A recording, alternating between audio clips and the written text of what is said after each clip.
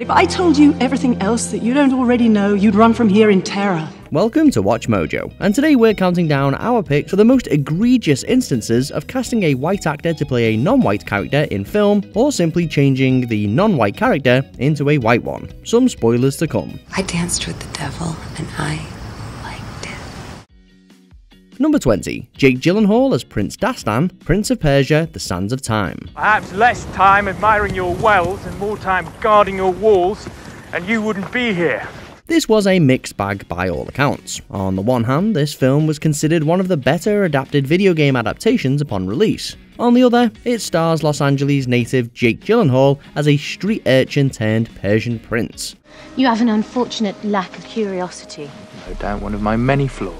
It would have been potentially trailblazing to see a Middle Eastern actor in the lead role, as well as a Middle Eastern cast. But Hollywood must Hollywood, and thus we must watch Gyllenhaal mug it up with a fake British accent. The results were not that inspiring, hence Prince of Persia's disappointing box office returns. I had no choice but to flee. Number 19. Zoe Saldana as Nina Simone, Nina. Love me, say you do. This is more the case of a light skin washing than whitewashing. When Zoe Saldana was first cast to play singer and activist Nina Simone in a biopic, the news caused immediate controversy. My baby don't care for cars and races. For one thing, the real-life Nina Simone was darker skinned than Saldana, from a poor family in North Carolina. Saldana is Afro-Latina, with Dominican and Puerto Rican ancestry, chiefly raised in Queens, New York. Although Saldana always identified as Afro-Latina, she later regretted taking the role, feeling she should have advocated for an African-American actress to play Simone. A misguided choice, all in all. That's the only explanation I have for that. Number 18. Matt Damon as William Garin, The Great Wall. We weren't being diplomatic. We were trying to stay alive. Because, of course, the first thing you think of regarding the Great Wall of China is Matt Damon. Making the lead of an epic film set in China, an Irish mercenary, sparked immediate controversy, with critics accusing the film of falling into white savior tropes. You said that this morning. And yet, here I am. Granted, Matt Damon was not playing an original Chinese character and is just one heroic character among many. But for a film financed by Chinese investors and eager to capture the Chinese market, the decision to make its lead Irish is a head-scratching decision at best. Our take, go big or go home, otherwise it'll flop at the box office, as The Great Wall ultimately did. You fight to eat.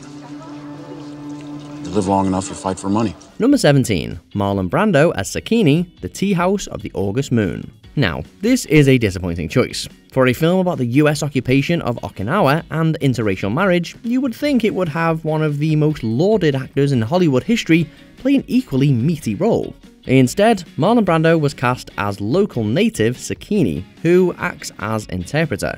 Brando has as great a range as ever, but this yellow face should have never happened. Brando was himself a strong civil rights activist, bitterly disillusioned with Hollywood whitewashing. He even famously refused to accept his Oscar for The Godfather, with Sacheen Littlefeather speaking on Native American rights. No doubt he would have regretted his missed chance of having an Asian actor play Sakini. Number 16. Angelina Jolie as Marian Pearl, A Mighty Heart. These things they do to shock you. This one is a little complicated.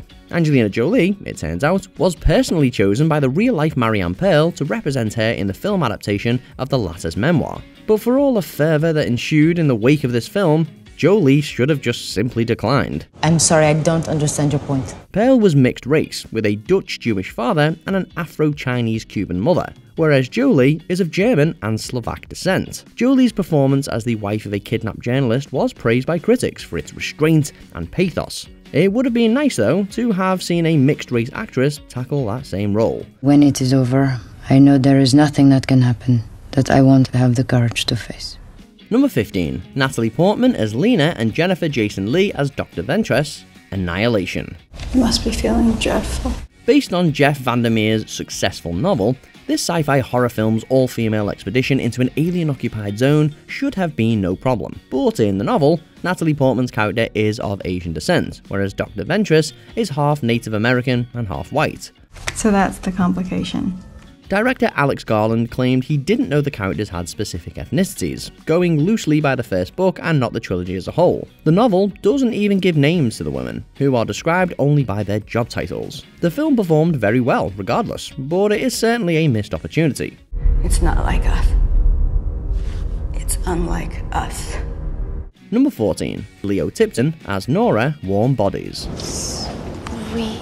Speaking of missed opportunities, in the original 2010 novel by Isaac Marian, Zombie R finds new life and burgeoning romance with the still human Julie, referencing Shakespeare's Romeo and Juliet. Julie's supportive friend, Nora, is specified to be half Ethiopian. When the novel was adapted as a film, the filmmakers cast Californian Leo Tipton, formerly Honor Lee Tipton, for the role. How'd you die? I don't remember. How old are you? It was no great detriment, as the film went on to modest success and solid critical reviews, but casting more non-white actors would have developed the zombie apocalyptic world building much better, as well as allowing some young talent to get the acting credits they need, even in minor roles. Let's go. Number 3. Charlton Heston as Ramon Miguel Vargas, Touch of Evil. Oh, talk English, can't you? Listen, I'm no cop now, I'm a husband. This acclaimed film noir directed by Orson Welles has at least one major misstep. While Welles does a compelling turn as the villainous Quinlan, Charlton Heston's casting as Ramon Miguel Vargas wouldn't fly today. As Heston could have played a light-skinned Mexican, the brown face was frankly unnecessary, if par de course in the 50s. Wait. Take it easy. Cálmese, conteste sus preguntas. ¿Y si me da una golpeada? Vargas. Yes, Captain. While Heston eschews the stereotypical tics and mannerisms common in Mexican roles in his performance, a believable Mexican he ain't. It would have been something to have had an actor of Mexican or Latino heritage play the role. Ruin his whole life's work. Number 12. Gerard Butler as Set, Gods of Egypt. Why? No one will know until it's too late. Hollywood's streak of conveniently forgetting Egypt is still an African country is still unbroken. Prince of Persia-style casting shenanigans continue with the even bigger failure Gods of Egypt. Most of the cast of Egyptian gods was of Northern European descent, but the most egregious casting must be Gerard Butler as the main Egyptian god, Set. Believe me, I'm very curious to hear what your excuse is. Though the characters in question are indeed otherworldly gods, you would think the gods of a specific culture would be played by the descendants of that culture. Gods of Egypt received a fierce backlash and a disappointing box office performance. I think someone heard you. Number 11. Tilda Swinton as the Ancient One, Doctor Strange. You cannot beat a river into submission. You have to surrender to its current. This casting is a little hilarious in retrospect. The Ancient One was originally a male Tibetan in the Doctor Strange comics, but the creators of the film adaptation felt it would lean too much into kung fu martial arts stereotypes. Similar attempts to cast an Asian woman, the creators felt, would have also fallen into hoary tropes. The sorcerers of antiquity call the use of this language spells, but if that word offends your modern sensibilities, you can call it a program. Hence, the character was changed into a Celtic mystic, with Tilda Swinton playing the character as androgynous, with she/her pronouns. Attempts to distance the character from his Asian roots failed, with many decrying the movie as whitewashing and disloyal to the comics. Either way, Asian actors missed out on a fine role for no good reason. It's true. She does draw power from the dark dimension. Number 10. Alec Guinness as Prince Faisal, and Anthony Quinn as Auda Abu Tai, Lawrence of Arabia. I will have some facts and figures put on paper for you. This epic historical drama has no shortage of stellar performances. For a movie called Lawrence of Arabia though, you'd think that there would be more Arab actors in key roles. In this country, Mr. Bentley, the man who gives victory in battle is prized beyond every other man. To his credit, Alec Guinness by no means gives a bad performance. He clearly did his homework on Prince Faisal and maintains a strong screen presence. And the same can be said about Anthony Quinn. As committed as these two acting giants are though, wouldn't their roles have felt infinitely more authentic with people of Arab descent? I must find something honorable. Number 9. Jim Sturgis as Ben Campbell, 21. You are the big player, Ben. Yes, I am. Inspired by actual events, a majority of the characters in Ben Mesrich's best-selling novel were Asian American. While this film adaptation isn't without a few actors of Asian descent, the main players are all white. Oh, you've got to be kidding. The casting choice that infuriated people the most was Jim Sturgis as Ben Campbell, who was based on a Chinese-American named Jeff Ma. Producer Dana Brunetti claimed that he would have, quote, loved to cast Asians in the lead roles, but the filmmakers reportedly had no bankable Asian-American stars at their disposal. While that might be true, you have to wonder how hard they looked. I get it. Just don't feel bad about this. Okay. Okay. Sure. Number 8. Mickey Rooney as Mr. Uniyoshi, Breakfast at Tiffany's. There is simply no excuse for this one. Truman Capote's novella by the same name only briefly mentioned Holly Golightly's Asian photographer neighbour living on the top floor. For the Blake Edwards film adaptation, however, Mr. Uniyoshi appears as Holly's landlord, turned into a garish comic relief character played by Mickey Rooney, of all actors. The result is one of the most offensive, garish portrayals in cinema history, with prosthetic teeth and unfunny cartoonish slapstick. You would think a photographer would have more grace. Forget Asian representation, this represents no human in this world. Needless to say, this role is one of the most infamous examples of yellowface.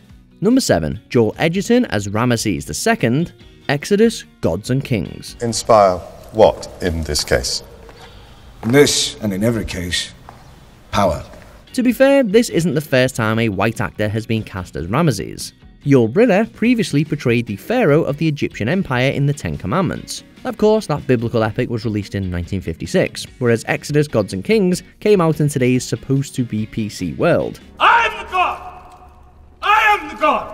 Naturally, casting another white actor as Ramesses felt like one of the biggest steps backwards that Hollywood could take. It didn't help that most of the other actors were Caucasian as well, but Edgerton in particular seemed grossly miscast. Where Brynner at least looked the part of a pharaoh, Edgerton feels more like somebody playing dress-up at a costume party. That wasn't an admission! Number 6. Laurence Olivier as Othello, Othello. Dating back to the early 17th century, this film's source material is a William Shakespeare tragedy revolving around a Moorish general. Though the titular character's exact race has never been confirmed, the term Moor did mean people with dark skin, most likely from Africa back then. So why in the bard's name do we get British actor Laurence Olivier in blackface for the role? Sure, by the mid-60s Olivier had made a name for himself in multiple Shakespeare adaptations, but the actor also had to create an accent and a distinct walk, as well as deepen his voice for a performance that, while Oscar-nominated, was unfavourably likened to Al Jolson's infamous blackface character Jack Robin in The Jazz Singer. Number 5. Scarlett Johansson as Major Mira Killian / Motoku Kusanagi, Ghost in the Shell. I will find him, and I will kill him. This seminal sci-fi anime's live-action film adaptation came with major baggage. The casting of Scarlett Johansson as Major, a cyber-terrorist survivor turned operative with cybernetic enhancements, especially attracted backlash. Set in the Hong Kong-inspired Newport City, based on a Japanese manga, many fans expected the cast, or at least its lead, would be of Asian descent. The film's twist that Major was originally a Japanese girl only worsened matters. My name is Major Mira Killian, and I do not consent. Ironically, Ghost in the Shell creator Mamoru Oshii had no problem with the casting, claiming Major's cyborg body was an assumed one, and Japanese fans were likewise unbothered. Still, it missed out on a crucial opportunity for an Asian actress to lead the film adaptation of this seminal work. I'll find you. Not yet. Number 4. Rooney Mara as Tiger Lily, Pan.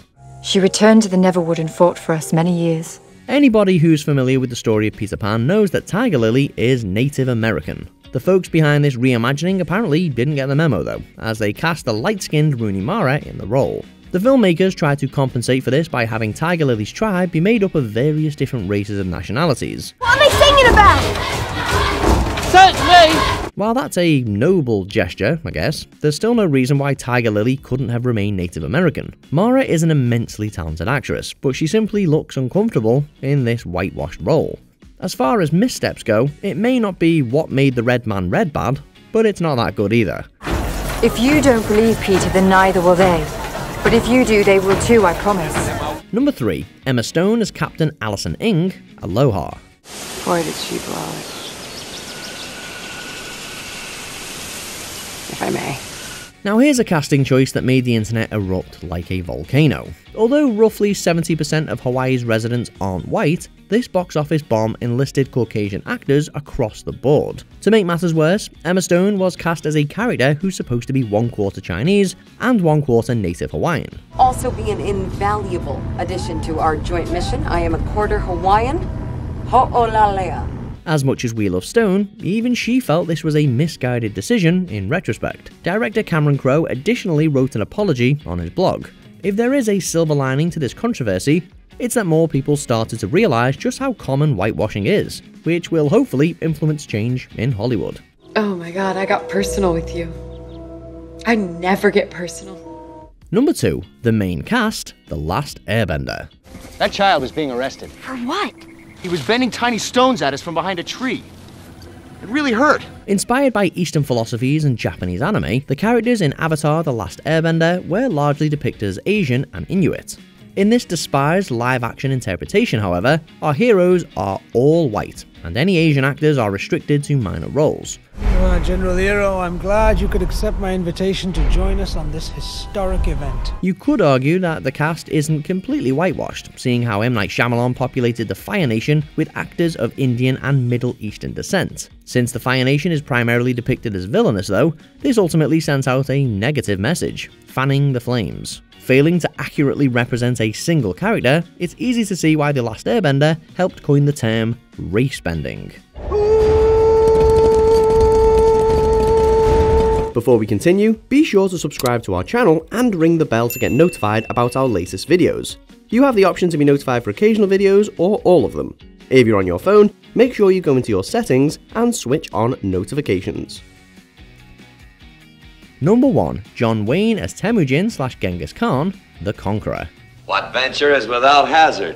Not without retreat, as this is. John Wayne will forever be remembered as a screen legend. With that said, it was hard to imagine the actor playing anybody other than a cowboy or a cavalryman. Given his narrow range, it was especially hard to accept the Duke as Genghis Khan. No, seriously, we are not making this up.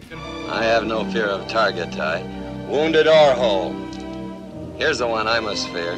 John Wayne, the most American actor who ever lived, plays the founder of the Mongol Empire. We know, that sounds like the setup to a joke, and the Conqueror is admittedly pretty hilarious at times. Of course, none of those laughs were intentional. On that basis, this was undoubtedly one of the most ill-advised casting choices ever. Spirits of heaven, Yesagai, my father, do not desert me in this fateful hour. So, which other instances of whitewashed casting had you slack-jawed in disbelief? Let us know in the comments. Let's pack up and get moving. Check out these other clips from WatchMojo and be sure to subscribe and ring the bell to be notified about our latest videos.